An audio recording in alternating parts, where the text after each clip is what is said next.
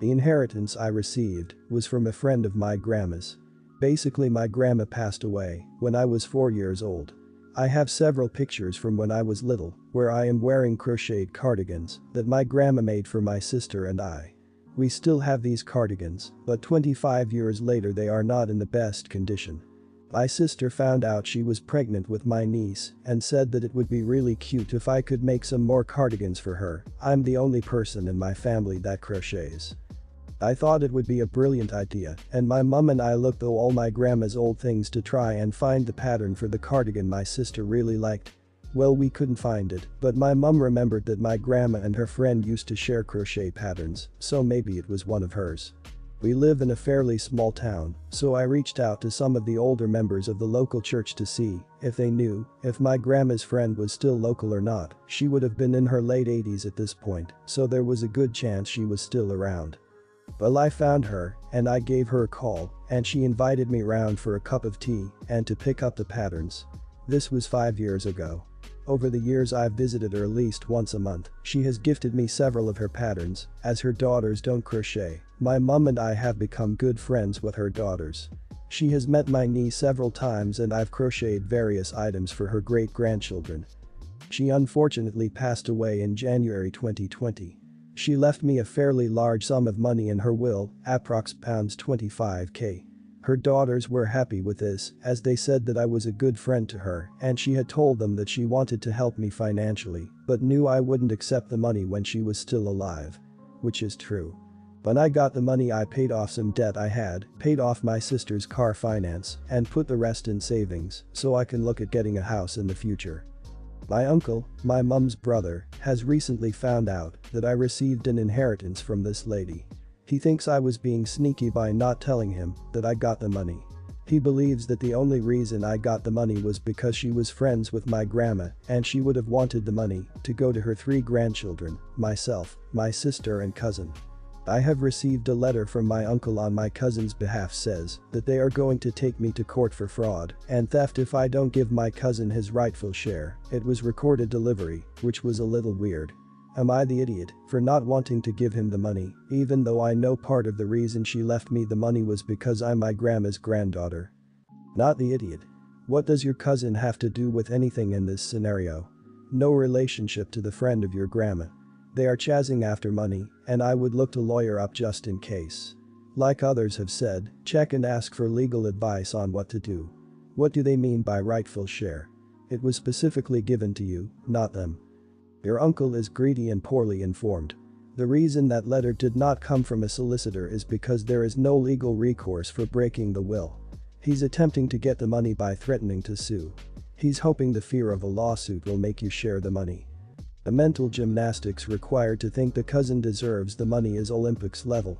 That being said, the registered mail thing is a very clear indication that they plan to try to fight. I personally doubt they'll be successful, but of course I don't have all the facts. Just be aware, which means do not talk about the situation at all with anyone, not even the cat, until you consult a local probate attorney. Update. Thank you all for your advice. I've been trying to read all the comments, so I'll try to answer some of the questions here. I told my mum about the letter I received and she is absolutely fuming. Neither my mum or my sister have talked to my uncle or anyone else about the inheritance. Although my friend's family very kindly mentioned me in the obituary in our local paper, so maybe he looked into it from that. She was a very rich woman, so maybe he thinks I got more than I did. As far as I am aware, my friend only knew about my cousin in the sense that she was aware that my uncle had a son. My cousin was about 6 months old when my grandma passed, so I don't think my friend ever met him either. I'm well aware that my uncle is very entitled. He made a great fuss over my grandma's will, demanded he get a bigger share as he was the most in need. My uncle is the head teacher of a primary school and owns several properties, so he is not a stupid man, nor is he in financial need. Either way, he's pissed off the wrong people. My mum gave me the contact details of a probate lawyer in the next town, and I've given him a call this morning. Apparently my uncle went to school with him and the lawyer was left with a less than favorable impression of him. So he said that he would gladly put a response together for me. He said a cease and desist letter should do the trick. He laughed for a good couple of minutes when he heard what my uncle was threatening. I, 30, had a girlfriend in college who got pregnant when she was 19 and I was 20. I freaked out and, wrongly, blamed her for everything and said there was no way I wanted to be a dad. I said I would take no part in anything, wouldn't sign the birth certificate, and wouldn't pay child support. My dad said I'd have to sign my rights away, or she could take me to court for a paternity test and child support anyway. So I told her I was going to do that, and she didn't fight me. Fast forward to present day. I had an accident a few years ago that has made it impossible for me to father any children. This was a hard blow to my wife, and our marriage has struggled as I'm not willing to adopt, but she wants children.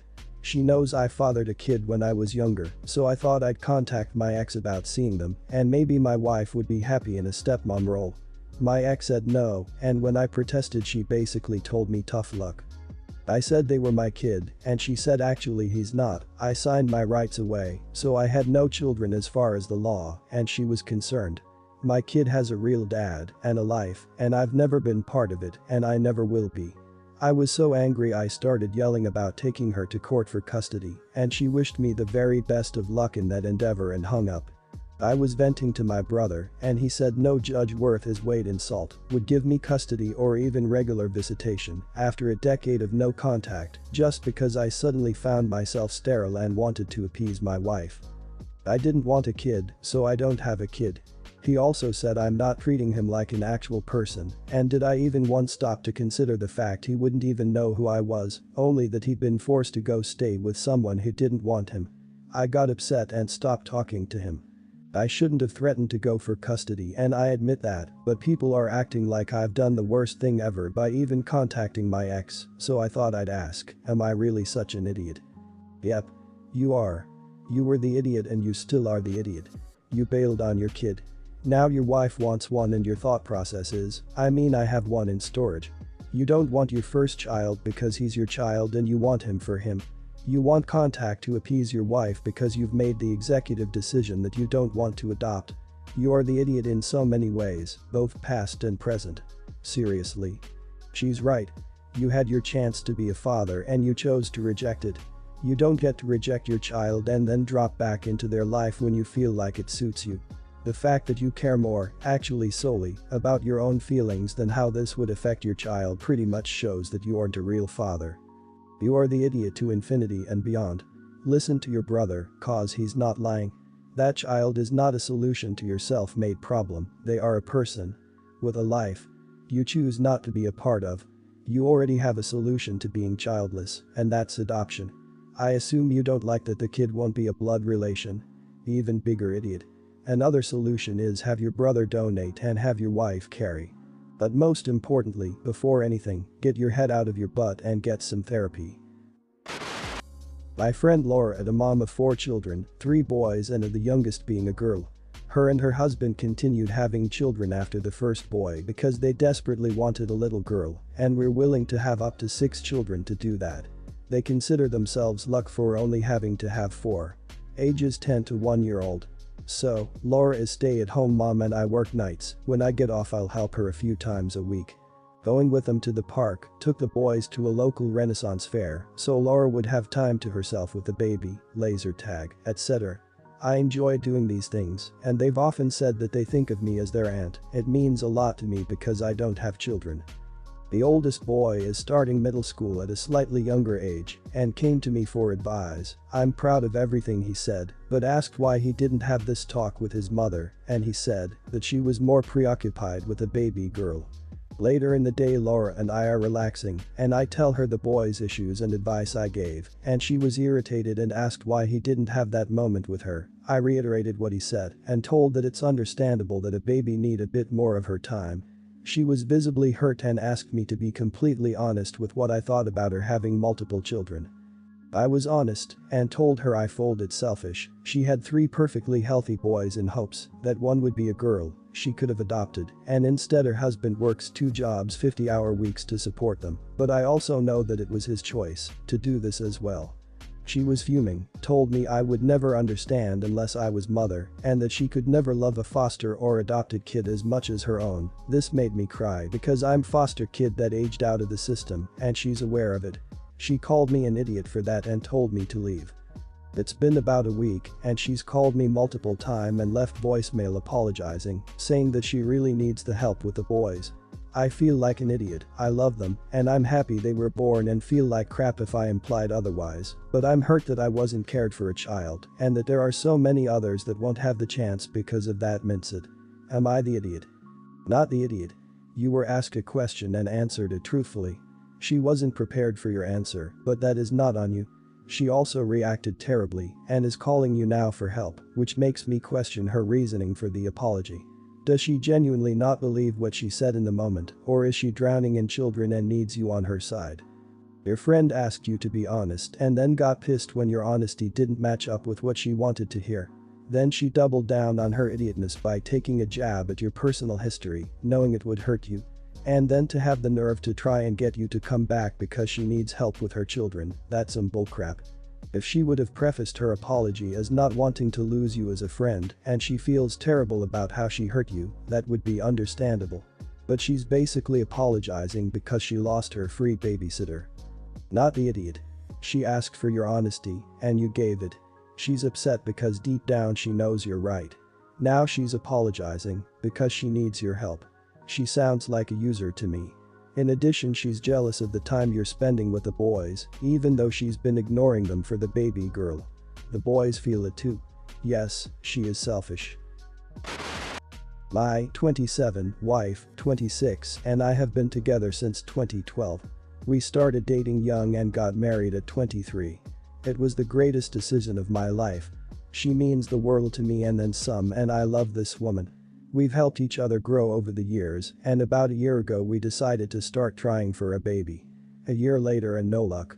So my wife made an appointment with her doctor and found out that there's a 99.9% chance that she'll not be able to conceive naturally and that IVF is our best and only real option.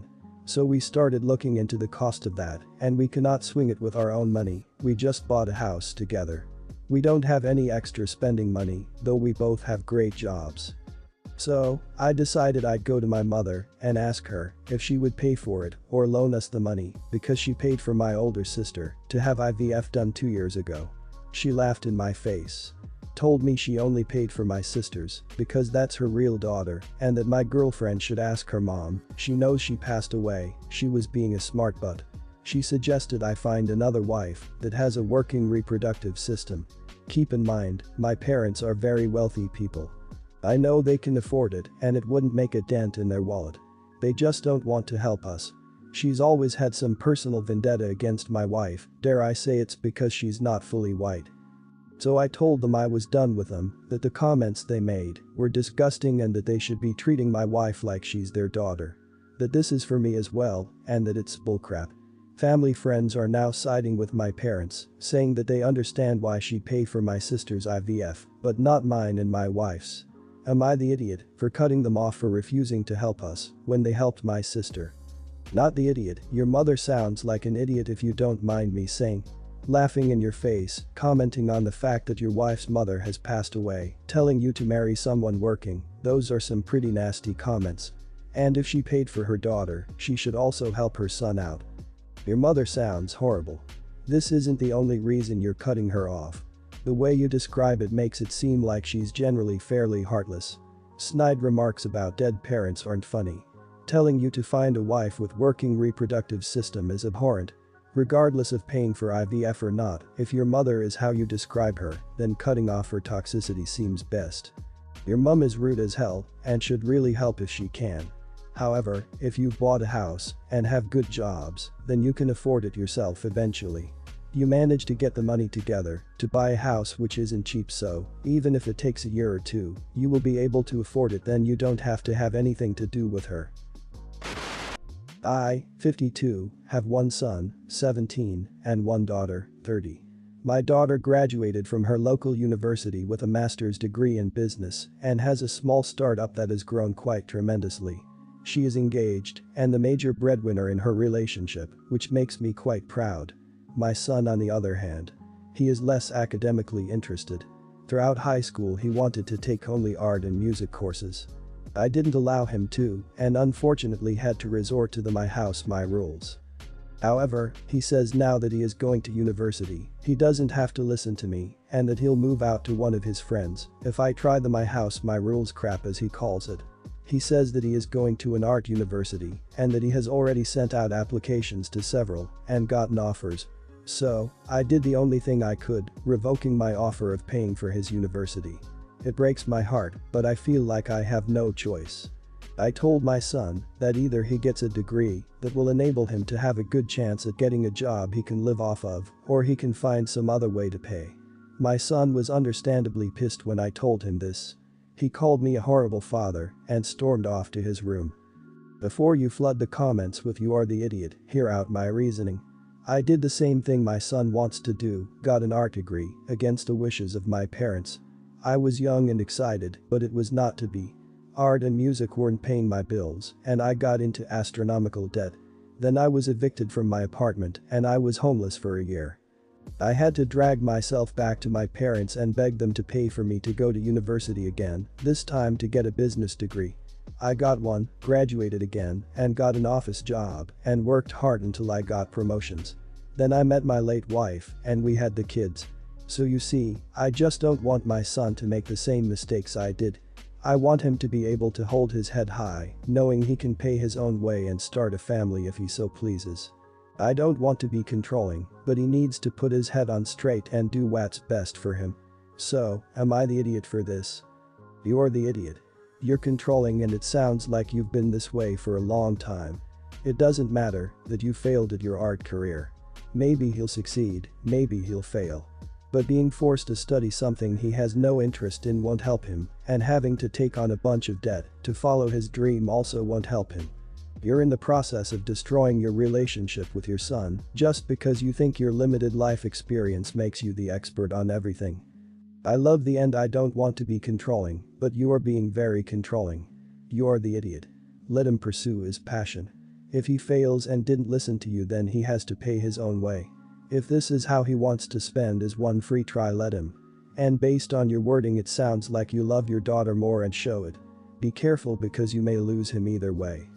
Your experience as a failed artist is worth sharing with him so that he can make an informed decision, and of course it's natural that you'd worry he might experience a similar path.